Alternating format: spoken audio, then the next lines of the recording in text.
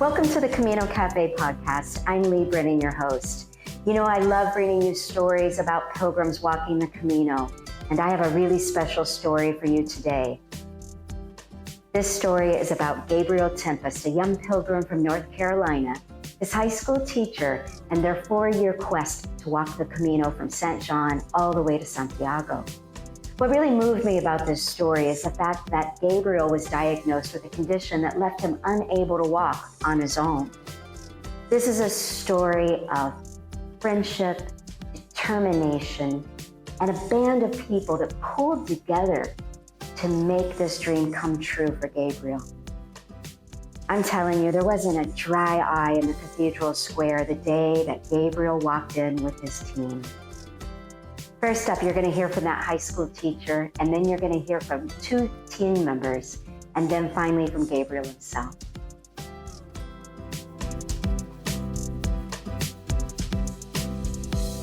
Wow. Kim and Susan, welcome to the Camino Cafe. Thank you. It's good to be here.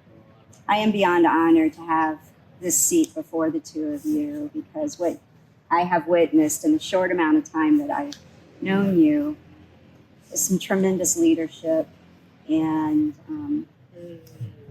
I know what it feels like to be a pilgrim, but I have no idea of what it must feel like to be seated in your seats right now, to have walked into Santiago yesterday after completing this dream that you started in 2018. So thank you for coming, and thank you for being willing to share your story. Sure. So we're going to start with, you walked as a family. So the first time you experienced pilgrimage was back in 2013? That's right. Okay, so how did you find out about the Camino? How did it even come into your life? Well, it came up on Susan's radar first. Okay. So I was out with my girls. We picked up a Redbox movie, The Way. We didn't know what it was. We watched it, and we're like, we're doing this. And so then Kim watched it, and we decided as a family we were going to do it. Okay. And the kids went with you on this one? They did. They met us in Lyon, so they did half of it. Okay. And they had to navigate themselves through airports and trains. Wow. And they stayed the night in the convent there at the albergue, and we walked in, and they were sitting there waiting for us. So the two of you started in St. John? We did. Okay. Yeah. Well, that's kind of cool. You got to have a half a Camino just as a couple. We did. Yeah. And so let's go back to that day. You had been a teacher. Yep. For Gabriel, and you had known him for how long? By then, 2 years. I think we first met when he was in 6th grade. And so we had interaction at that point. Okay. But then by 8th grade, I had become his teacher. And so we had gotten to know each other pretty well by then. Okay. And what do you teach? At that point, I was teaching just one class. Okay.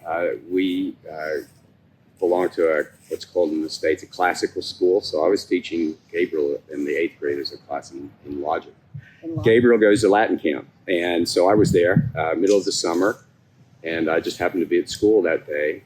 And he barged out of Latin camp with this huge grin on his face and said, "I'm doing the Camino." And what was your first thought?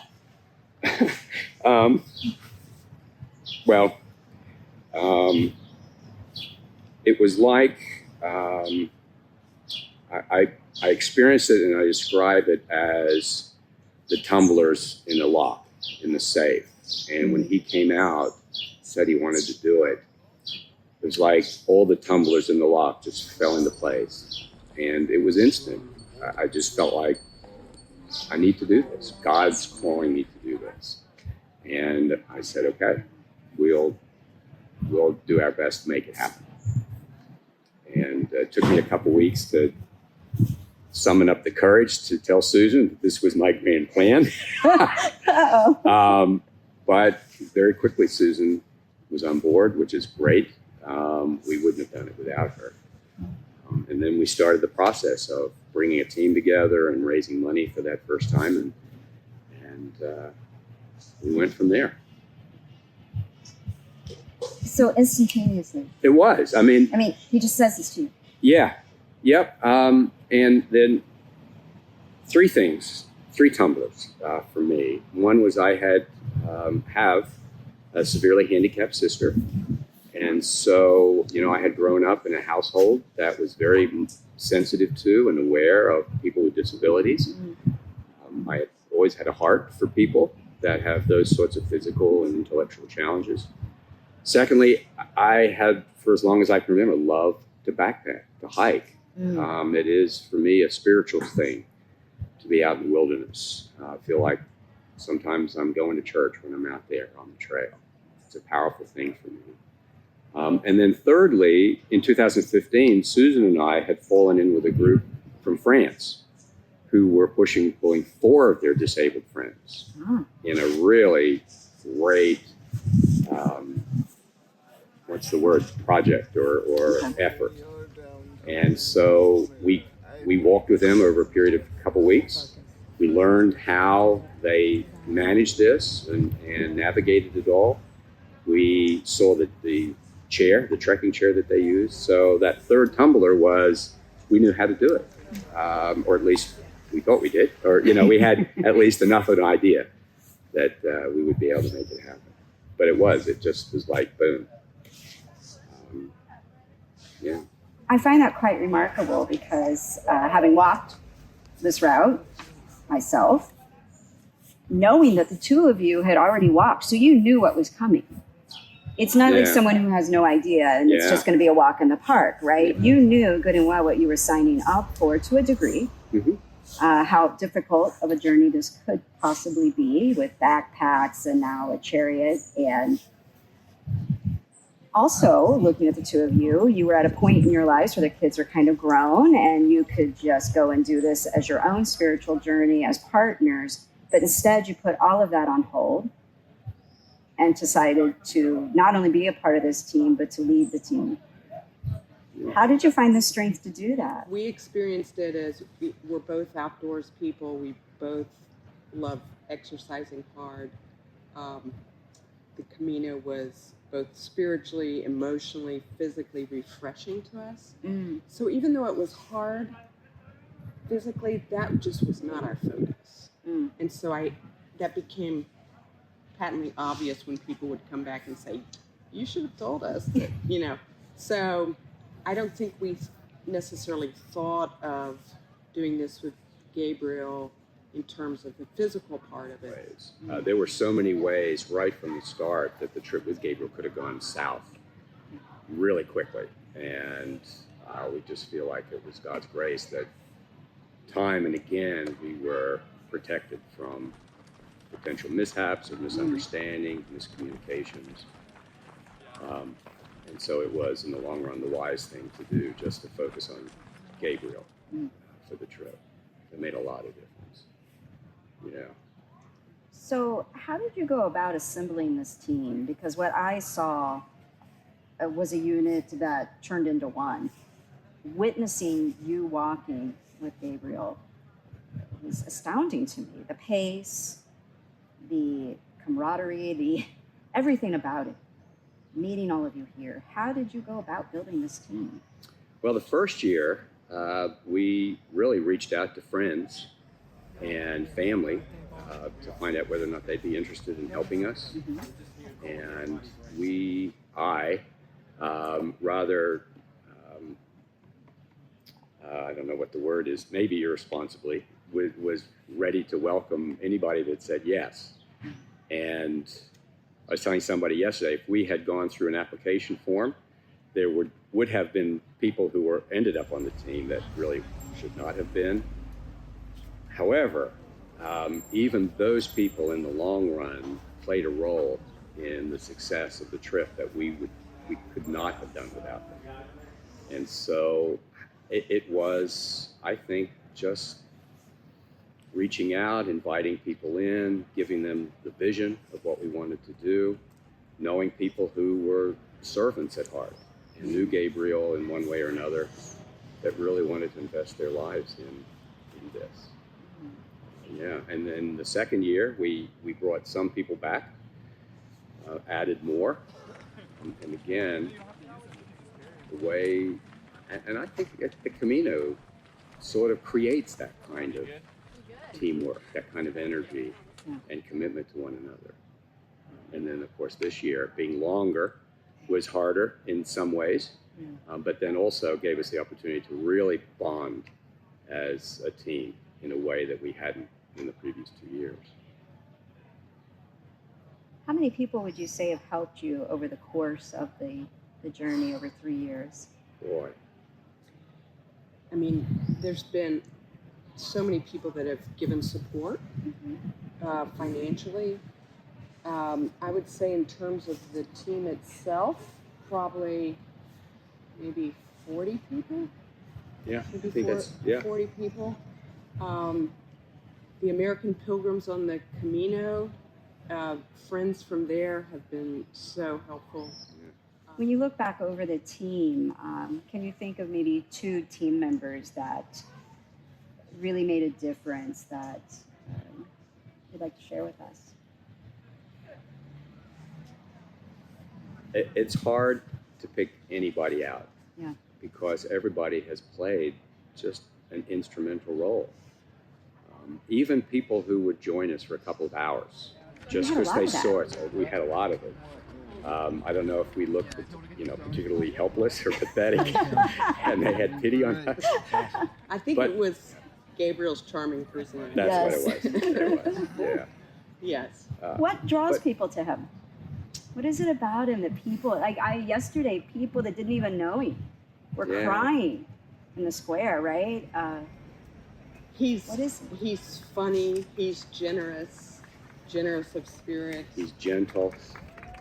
He's kind. Yeah. Yeah. When he's grateful. He goes through life with an attitude of gratefulness. Yeah, and people see that, and they're attracted to it. They appreciate that. Yeah. I mean, for me, when you ask that question, the first person that comes to mind is Nick. Yeah, me too. Nick. Nick.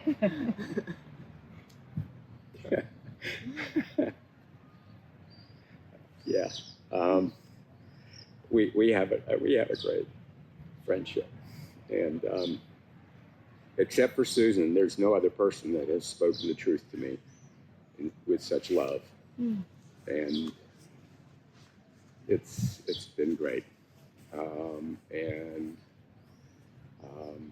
The way that he so selflessly has come in and helped Gabriel and all of us, it has been a great joy, a profound joy.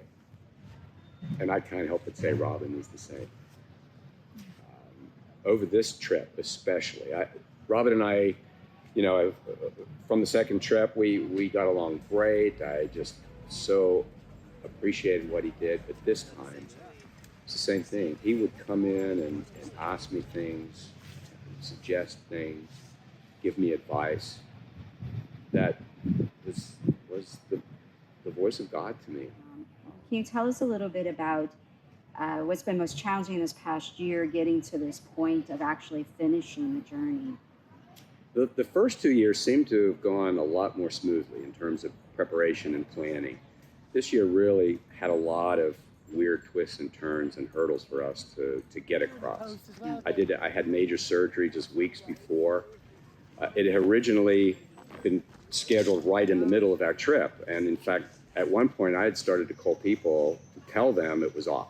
Wow. And then within hours, I'd learned that my surgeon had rescheduled it for us so that we could do it. And then we had significant fundraising challenges. We had COVID questions. But each time something would come up, inevitably that challenge would go away, or we would get over that and we'd move to the next one. Mm-hmm. And we didn't really know, I don't think, till about 2 weeks before that we were actually going to be able to do it. And that created a lot of challenges logistically in terms of planning even albergues and reservations. Susan, she's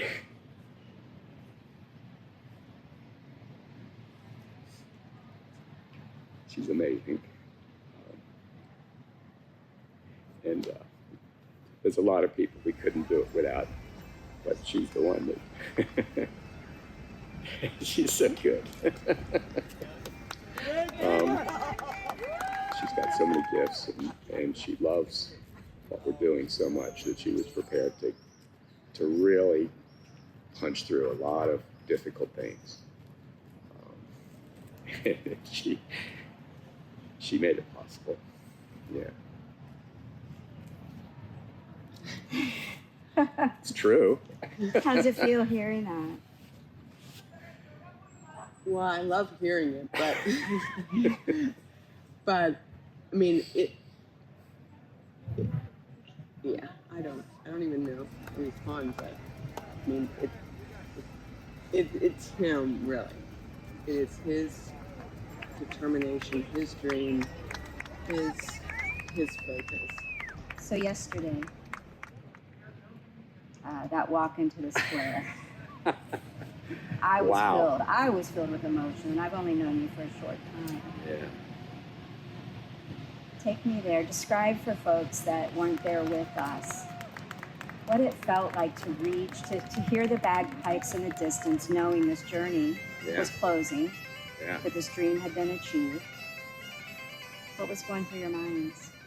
Well, for me, the day started early. The expectation of the day started from O Produtho, and we had intentionally asked the team, at least the team that was walking with Gabriel at the time, to spend certain periods of time just in silence.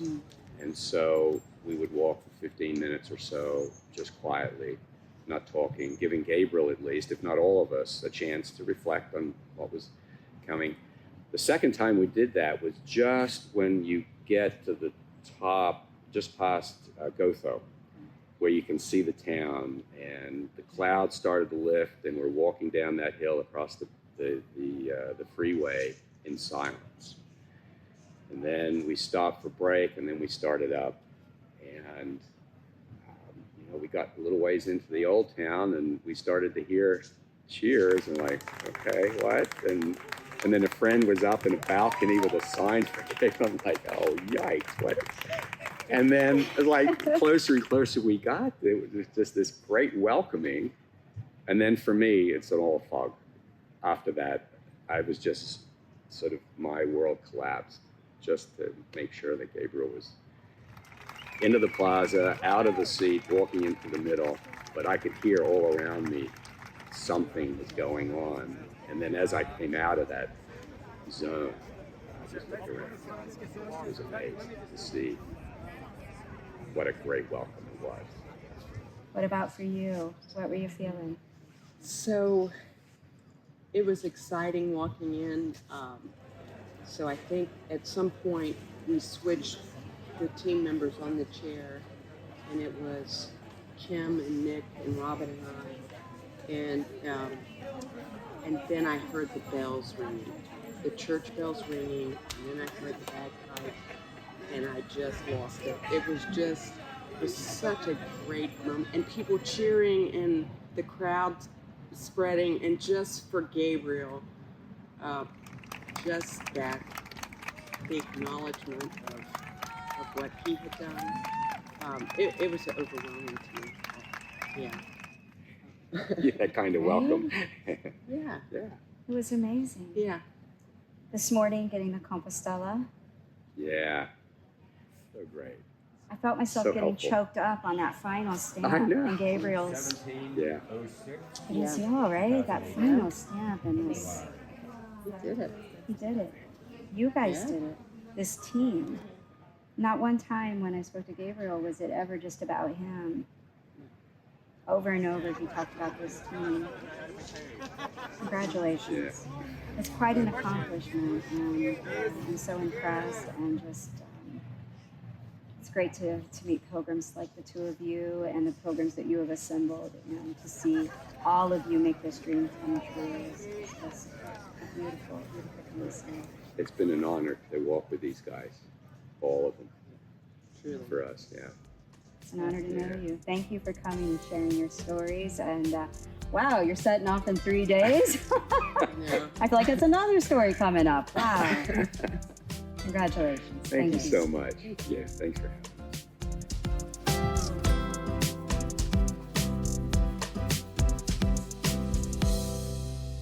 Wasn't that amazing? Next up, you're going to hear from Nick and Robin, two of the key team members from Gabriel's team.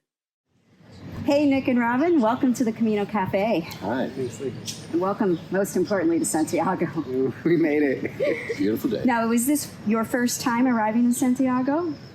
My. Your first time? Robin, you had walked before? Fifth time. Fifth? Wow, okay, all right. So I'm talking to some real pros here. So I met you because you both have been on Gabriel's team, and I am so impressed watching your team yesterday with Gabriel.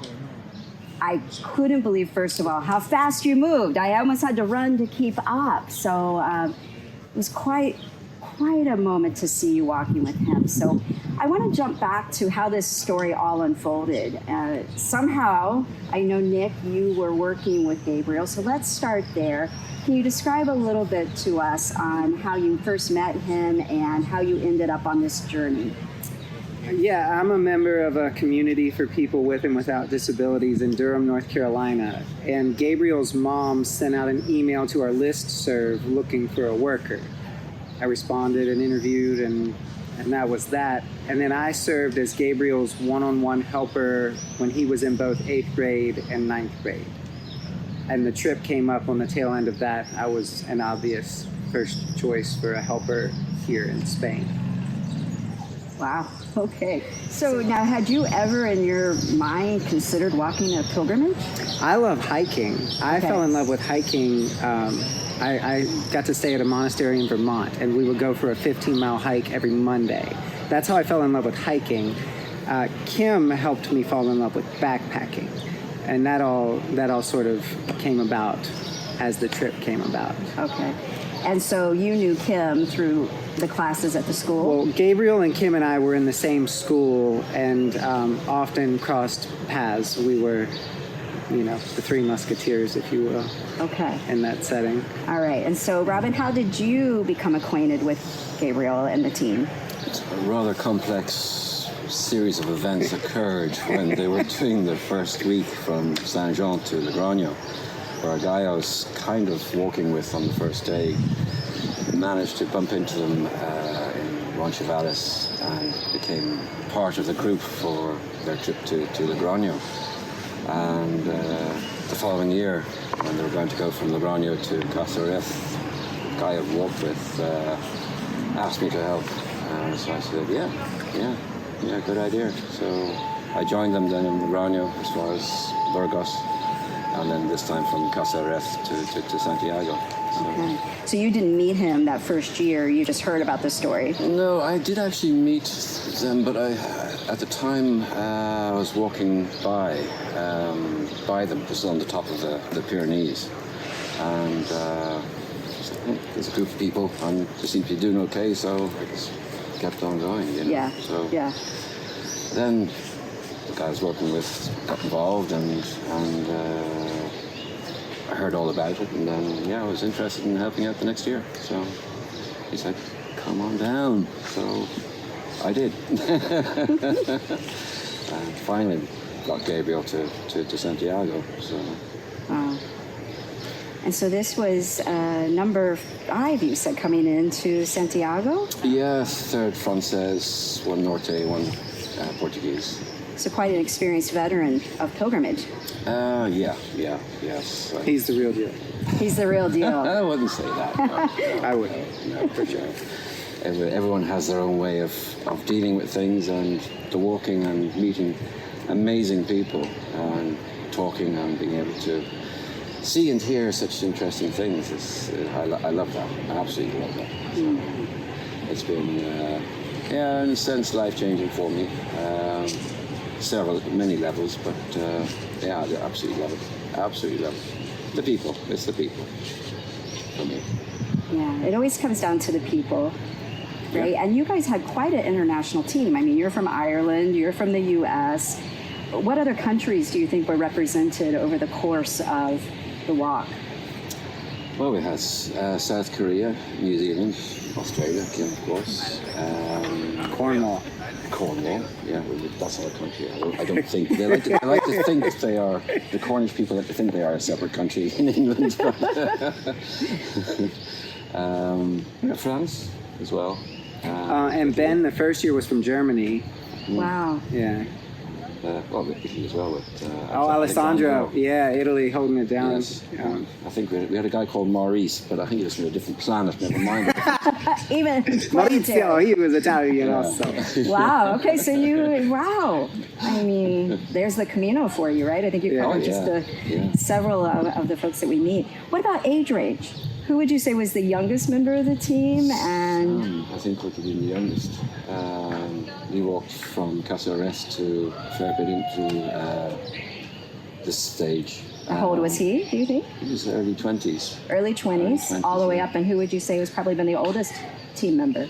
Oh, Kim, he's Kim? ancient. yes. Now, of course, Kim can hear us right now, so...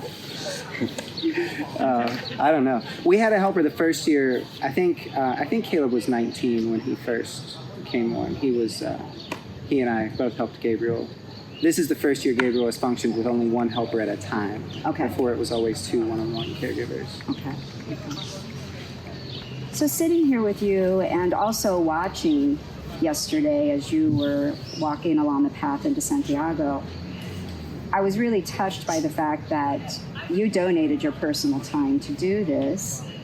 And I kind of want to get a feel for what motivated you. How did you put aside your own interests in pilgrimage or your own interests in walking the Camino to dedicate this time to being a part of this team and helping Gabriel to see this dream to fruition? Well, this time I started in Saint Jean, joined the group again at Caceres. So I had over 2 weeks of working with it by myself. Yes. Which I always find absolutely fantastic. And then joining in with Gabriel, like, why not help? Why not? You know? It's a joy. It's a joy to do it. That for me, anyway. That's the reason why I help. It's hard to say no to him. You know. It really is hard to say no. It's a joy. It is a pleasure to be involved with such amazing people, and especially Kim and Susan, and what they've had to do and the effort that they put in. You can't do anything but help. Anyway, you can.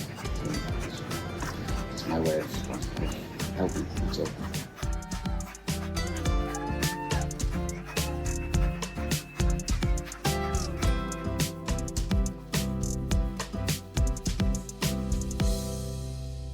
Don't you just love how the Camino brings the right people together at the right time? Now, finally, you get to meet Gabriel. So Gabriel, welcome to the Camino Cafe. Thank you. I'm glad to be here and have been invited by you. Well, thank you. It was so special yesterday seeing you come into the square. I don't think there was a dry eye in that square yesterday when they saw you make your way to the center of the square. I kept looking at you and wondering what was going through your mind. Oh my, so many emotions because it's the culmination of a multi-year effort to try and complete the entire Camino from St. John all the way here to Santiago, and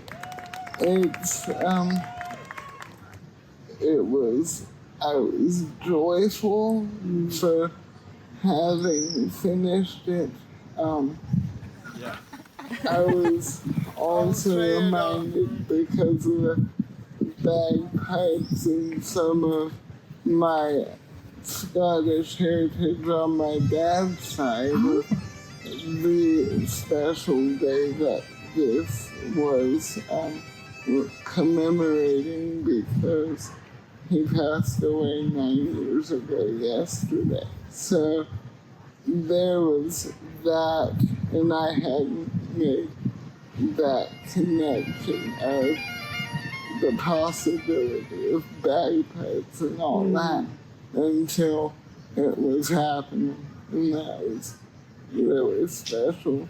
And I felt like all the people in the square that were there, each, even though they may not have known that, played an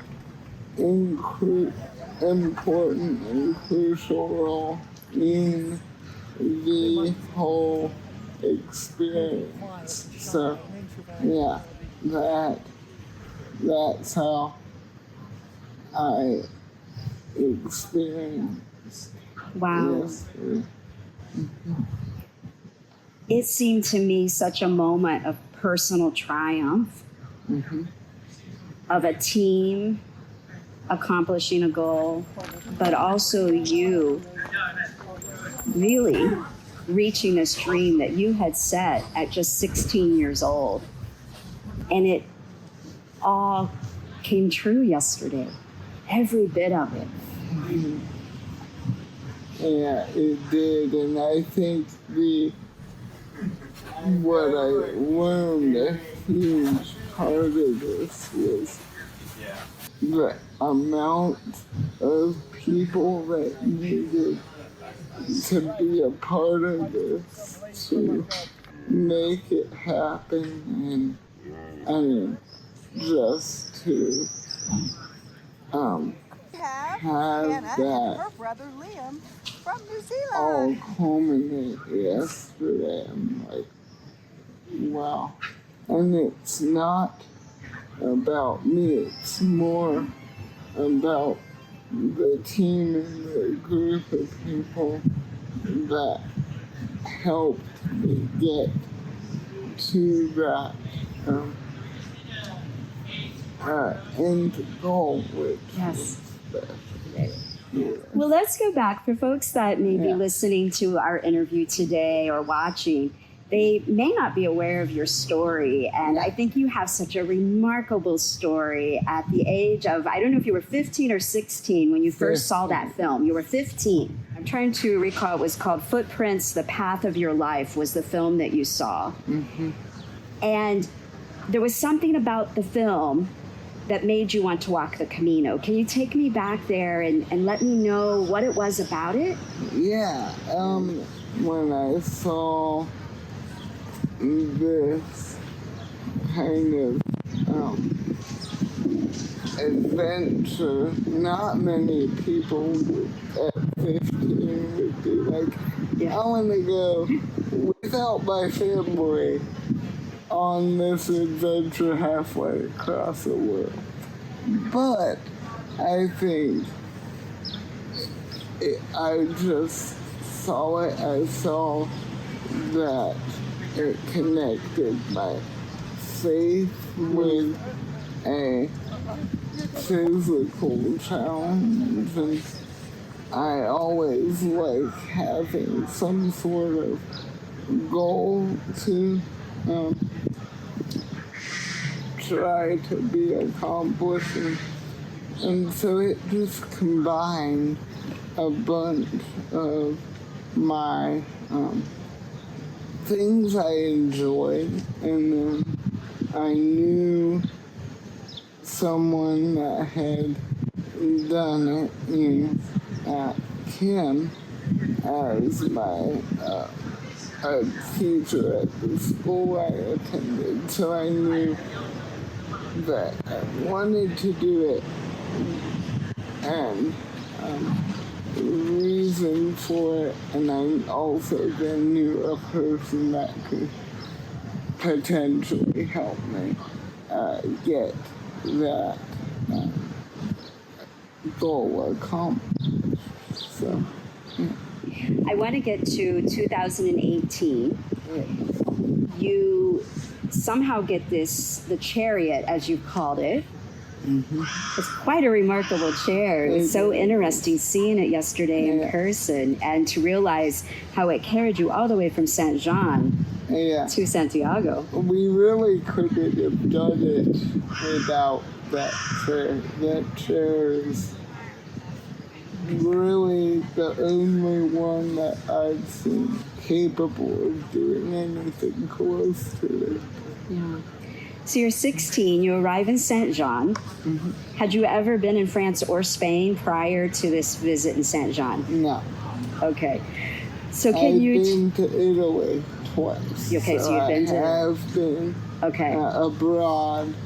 So that wasn't like a totally foreign thing. Okay. So you arrive in Saint Jean.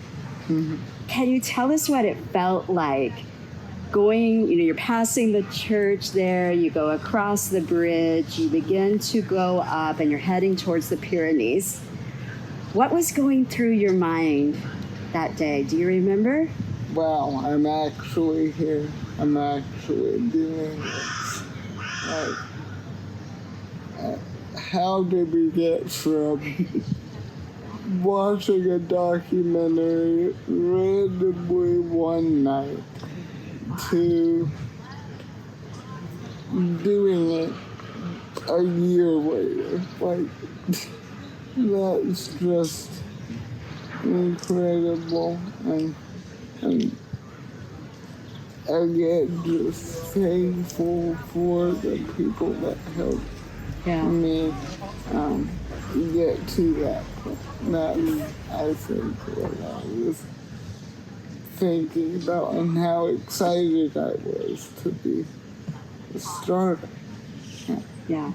That's quite an incline going up right away, isn't it? It is, for sure. Now, some of your team members have been with you since the very beginning, Kim and Susan. Who do you remember anyone else that was with you at that start? At the start, Nick also. Yeah. And so Nick had been one of your caregivers for...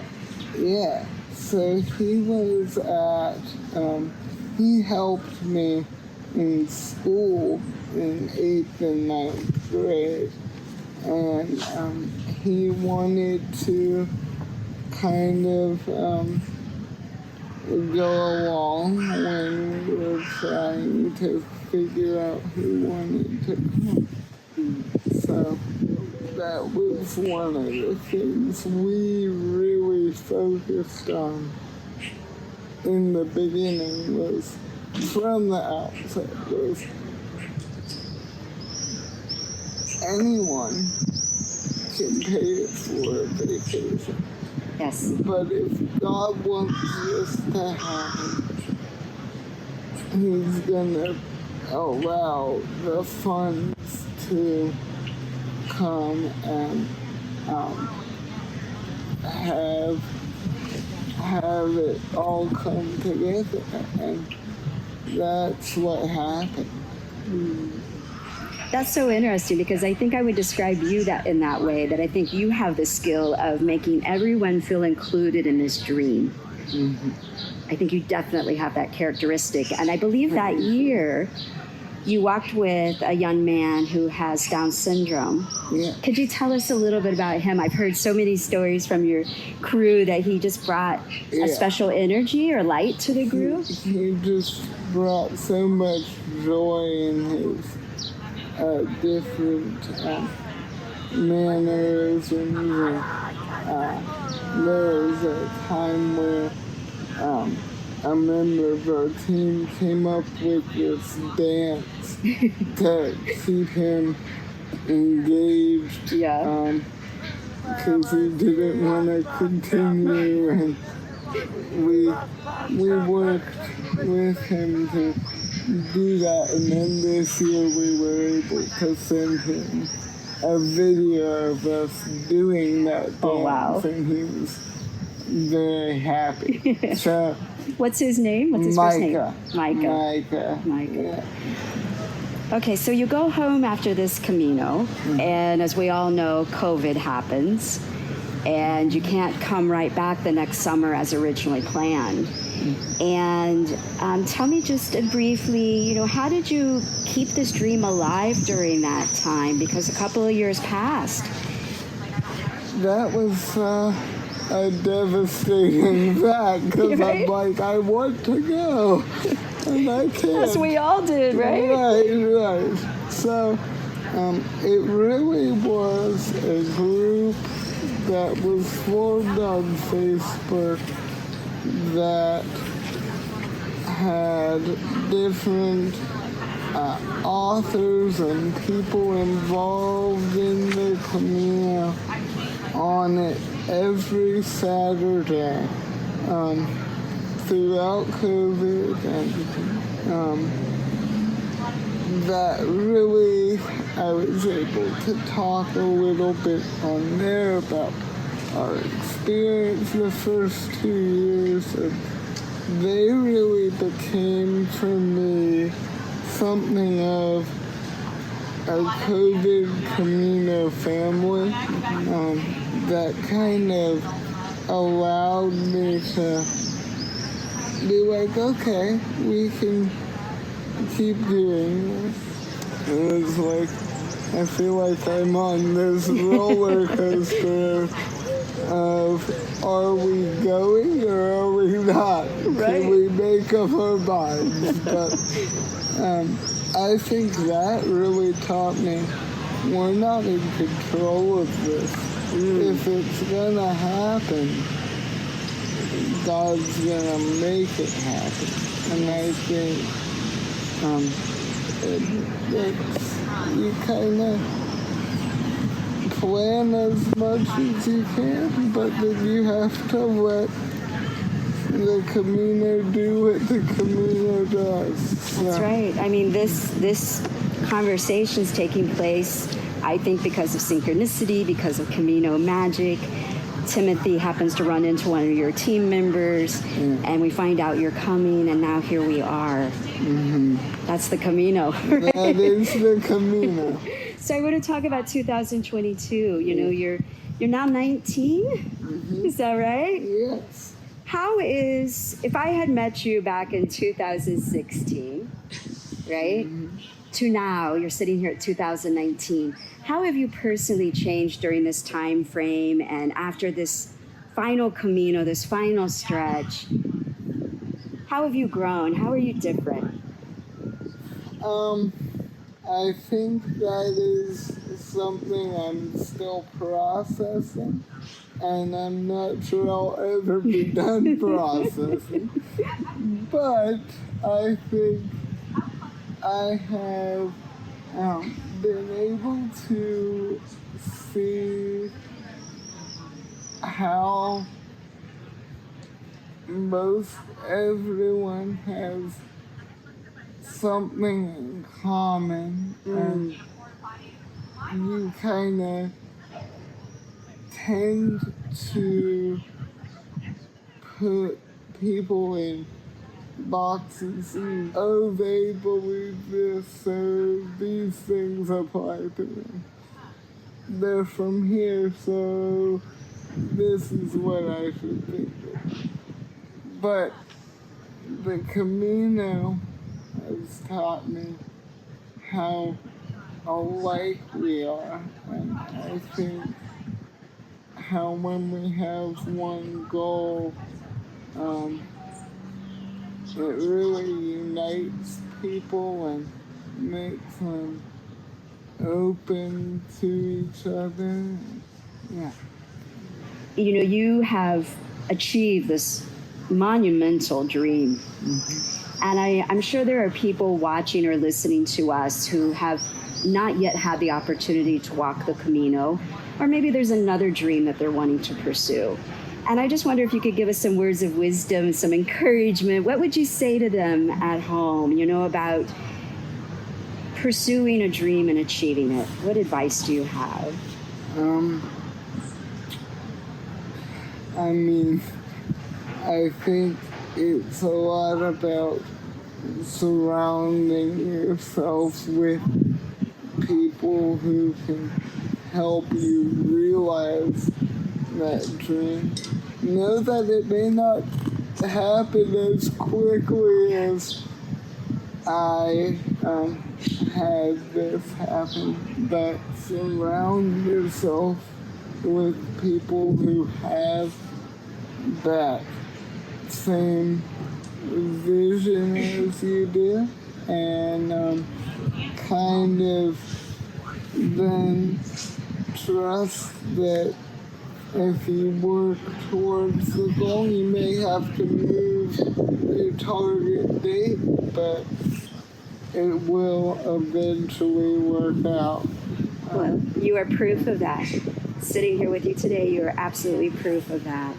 Is there anything to just close? Do you want to say anything to the team that you were a part of in getting here?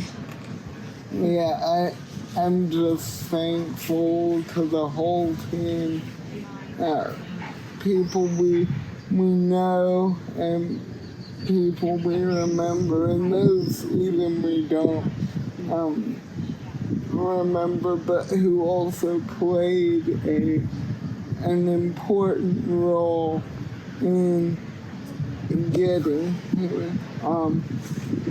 Thank you so much for helping me on this journey and achieving this goal. Yeah. Well, it has been such a pleasure to meet you finally in person, and thank you for sitting down and talking about your story. But most of all, congratulations on achieving this, and I'm just so happy for you. Thank you. I'm privileged to have been here with you and on this podcast. Thank you.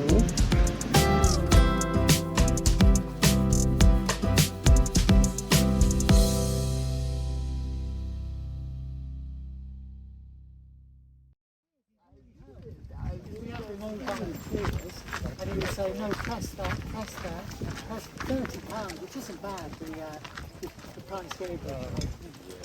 £30 a flight. You did it for me, Gabriel, didn't you? What I didn't tell you is just the 10% on top of that. Oh, I know. I'm sending that to you in the post as well, Gabriel. For nice service. Morris, you have a travel agent here. I know. Gabriel booked it for me. You did. He said, press that button, press that button. He said, right, look, clued up, isn't he? If it wasn't for him, I'd be doing the